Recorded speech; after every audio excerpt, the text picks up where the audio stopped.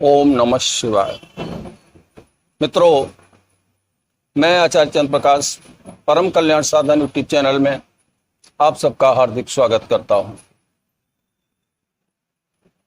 हमारी आज की चर्चा का विषय है कि जब हम अपने पूजा घर में अखंड दीपक जलाते हैं या सामान्य दीपक जलाते हैं, उसका क्या महत्व है। दीपक कितने प्रकार से जलाए जा सकते हैं, कितनी बातियों वाले होते हैं, उनका अपना अपना क्या महत्व होता है, सारी बातों के बारे में इस वीडियो के अंदर चर्चा करूंगा। दीपक जलता जलता बुझ जाता है या अचानक तेजी से जलने लगता है, हवा नहीं चल रही है फिर भी दीपक बुझ जाता है, चिड़चिड़ा करके जलता है। ऐसा क्यों होता है हमारे साथ? पूजा के वक्त ऐसा क्यों होता है, इसके बारे में ही बताऊंगा। वीडियो में दी जाने वाली जानकारी बड़ी ही इंफॉर्मेटिव है, आप इस वीडियो को पूरा देखें। देखिए, हमारे सनातन धर्म में दीप दान का बड़ा ही महत्व है। हमारा कोई भी धार्मिक कार्य बगैर दीपक प्रज्वलित किए होता ही नहीं। इसके पीछे एक वैज्ञानिक रहस्य भी छिपा हुआ है और धार्मिक रहस्य तो है ही। तो आइए, जब हम दीपक जलाते हैं, जिस स्थान पर दीपक जलाते हैं, चाहे वो पूजा घर हो या कोई अन्य स्थान हो, जिसके नाम से हम दीपक जलाते हैं, उस शक्ति को वहां आना पड़ता है और वो शक्ति वहां आकर के विराजित होती है, हमारे द्वारा की गई प्रार्थनाओं को सुनती है और समय आने पर उसे पूरा करती है।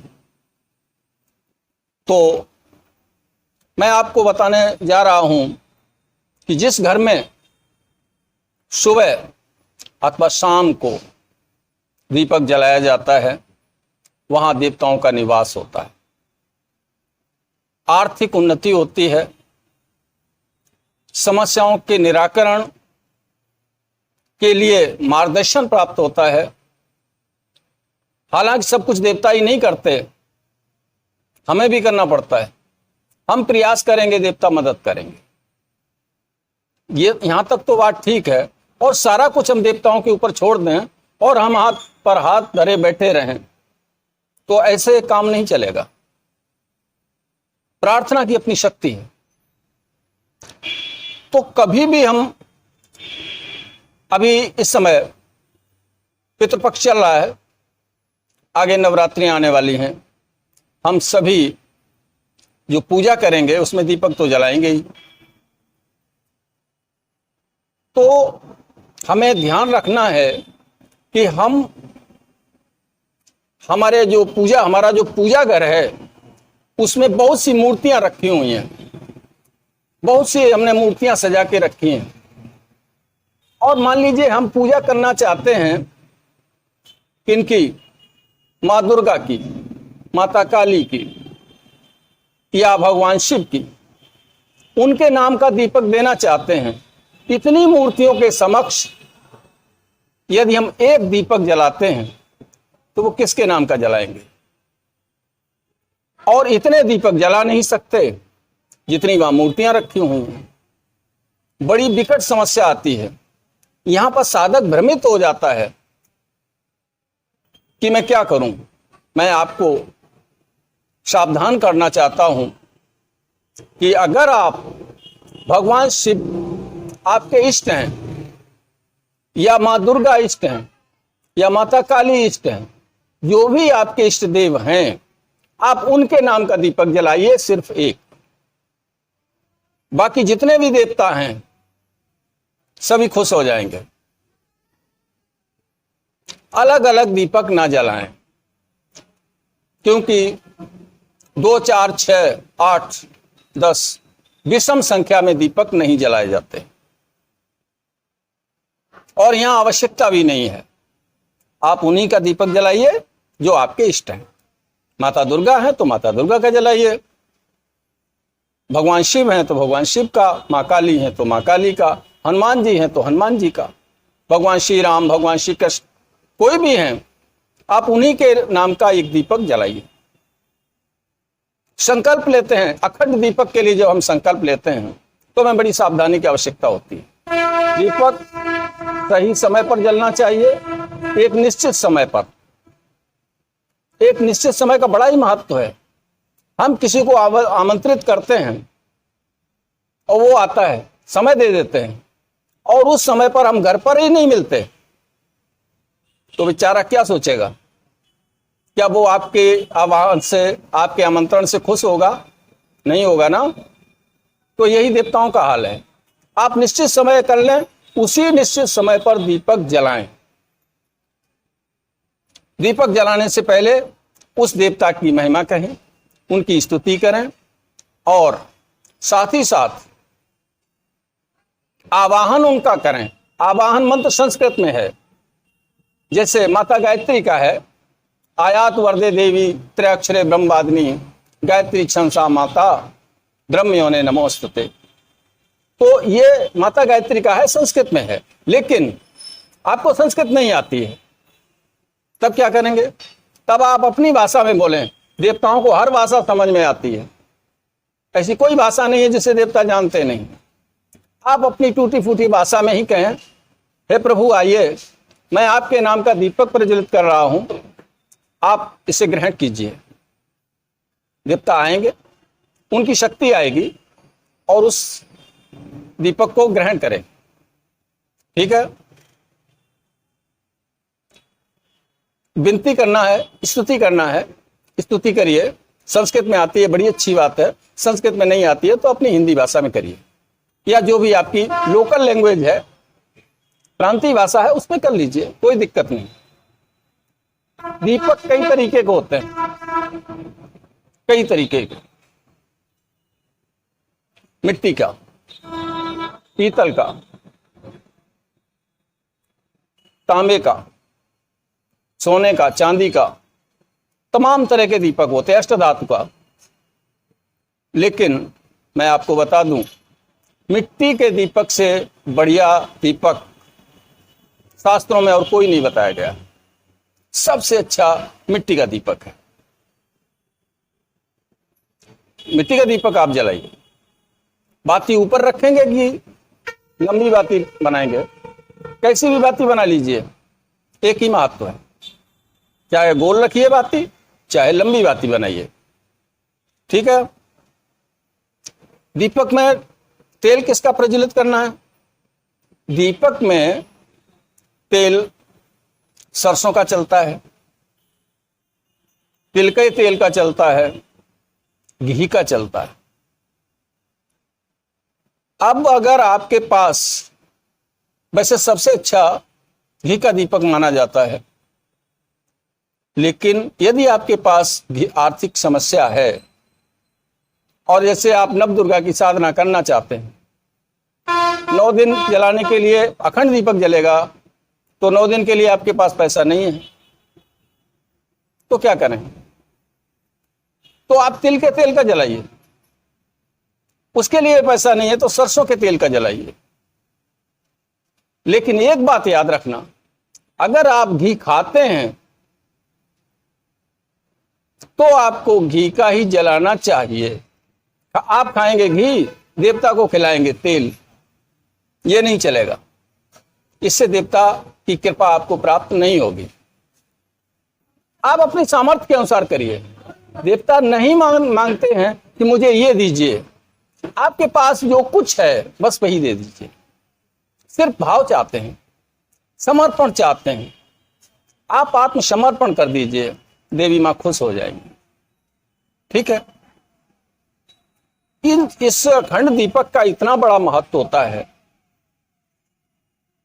कि जैसे अभी पितृपक्ष चल रहा है और इस पितृपक्ष में हमें पितृदोष लगा हुआ है।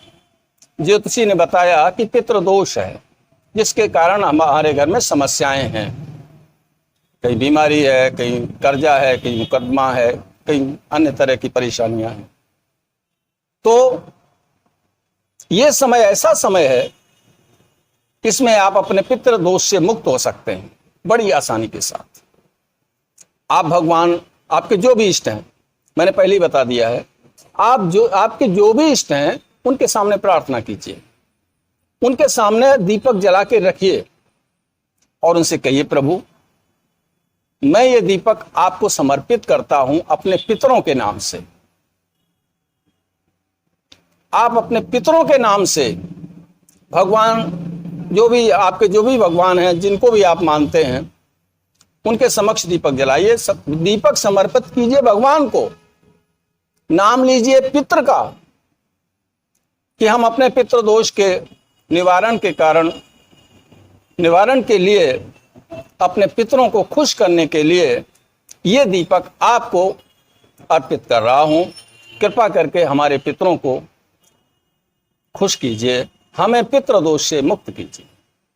ठीक है, समझ रहे होंगे आप जो मैं कहना चाहता हूं। दीपक कई तरीके के होते हैं। 3 मुखी दीपक होता है, 4 मुखी दीपक होता है, 5 मुखी दीपक होता है, 7 मुखी दीपक होता है, 12 मुखी दीपक होता है और 16 मुखी दीपक होता है। ये अलग अलग देवी शक्तियों के लिए अलग अलग जलाए जाते हैं। 4 मुखी दीपक जो है, 3 मुखी दीपक गणेश जी को जलाया जाता है। अगर आप गणेश जी को दीप देना चाहते हैं तो 3 मुखी दीपक जलाइए। बाती चाहे गोल रखिए चाहे लंबी रखिए, गोल बाती तो चल ही नहीं पाएगी, लंबी बाती रखिए उसमें और 3 बाती जलाइए। ये 3 मुखी दीपक हो गया। 4 मुखी दीपक जो है वो माता काली को और बाबा भैरव को चढ़ाया जाता है। इसमें तिल का तेल ना डाल के आप सरसों का तेल डालिए।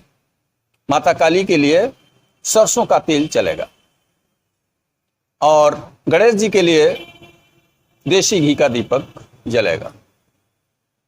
7 मुखी दीपक लक्ष्मी की कृपा प्राप्त करने के लिए जलाया जाता है। 12 मुखी दीपक भगवान शिव को अर्पित किया जाता है। 16 मुखी दीपक भगवान विष्णु के लिए। अब अगर आपके अंदर ये सामर्थ्य नहीं है, इतना आप नहीं कर पा रहे हैं, शास्त्र के अनुसार नहीं चल पा रहे हैं, तो आप 1 मुखी दीपक जलाइए। सबको जला सकते हैं, 1 मुखी दीपक आप सबको जला सकते हैं।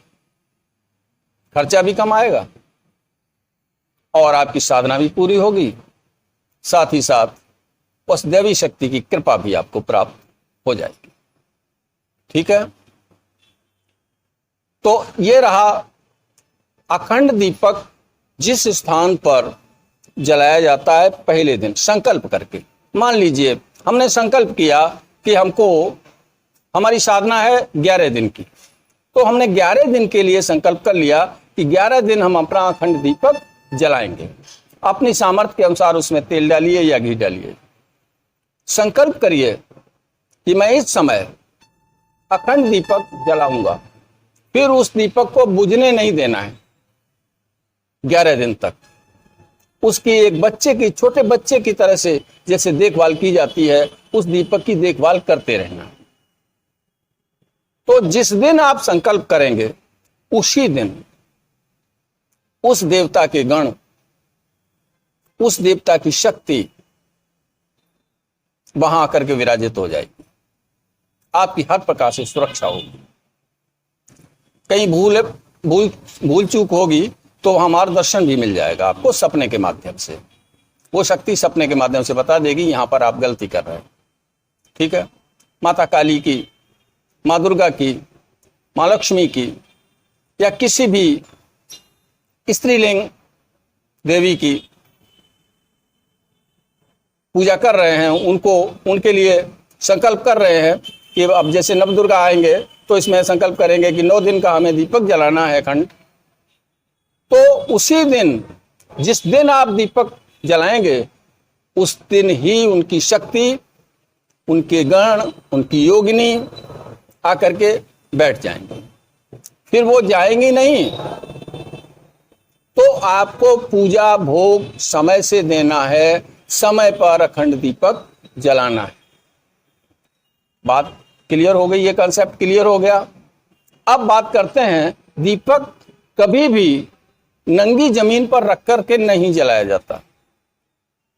आप फूल का आसन दे दीजिए, फूल नहीं है तो आप चावल के दाने डाल दीजिए, उसके ऊपर दीपक रखिए।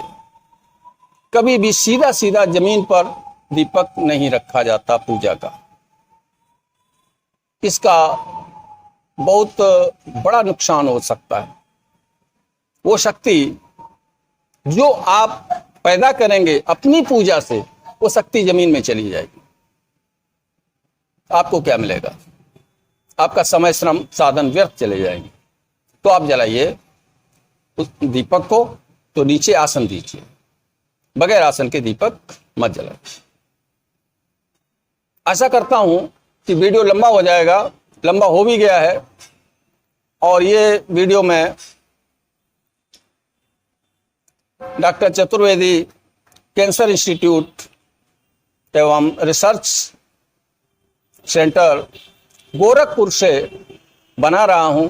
यहाँ आसपास शोरगुल भी हो रहा है, आगे सड़क है, वाहन चल रहे हैं, शोरगुल होता है, कृपया इसे इग्नोर करना। और मैं भी इस समय अस्पताल में ही भर्ती हूँ, ठीक है, वहीं से बना रहा हूँ। आशा करता हूँ कि जो भी जानकारी मैंने आपको दी है आपके लिए उपयोगी साबित होगी। अगर ऐसा है तो इस वीडियो को लाइक करें, मित्रों में अधिक से अधिक शेयर करें, और यदि आप पहली बार देख रहे हैं हमारा चैनल तो इसे सब्सक्राइब कर लें। बाकी मैं भगवान भोलेनाथ से प्रार्थना करता हूं कि वो आपकी झोली को सदैव भरते रहें, आपको अध्यात्म के उच्च सोपान तक पहुंचाएं। इन्हीं शब्दों के साथ मैं अपनी वाणी को विराम देते हुए आप सबसे विदा लेता हूं। ओम नमः शिवाय, ओम नमः शिवाय, ओम नमः शिवाय।